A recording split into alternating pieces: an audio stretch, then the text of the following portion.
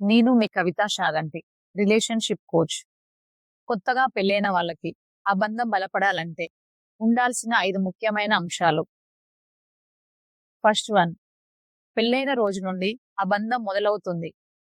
కానీ ప్రతిరోజు నేను నీ పక్కనే ఉన్నాను అని చెప్పే ఆ మాటల వల్ల ఆ బంధం మరింత బలపడుతుంది. సెకండ్ వన్, పెళ్లి అనేది ఒక రోజులో జరిగే కార్యక్రమం. కానీ ఆ బంధం నిలబెట్టుకోవాలంటే ప్రతిరోజు చేసే ప్రయాణం లాంటిది. థర్డ్ వన్, బంధం బలపడాలంటే గొప్ప గిఫ్టులు ఇవ్వడం కాదు, గొప్ప మాటలు చెప్పడం కాదు, ఒకరికొకరు నేనున్నాను అనే నమ్మకం ఇవ్వడం.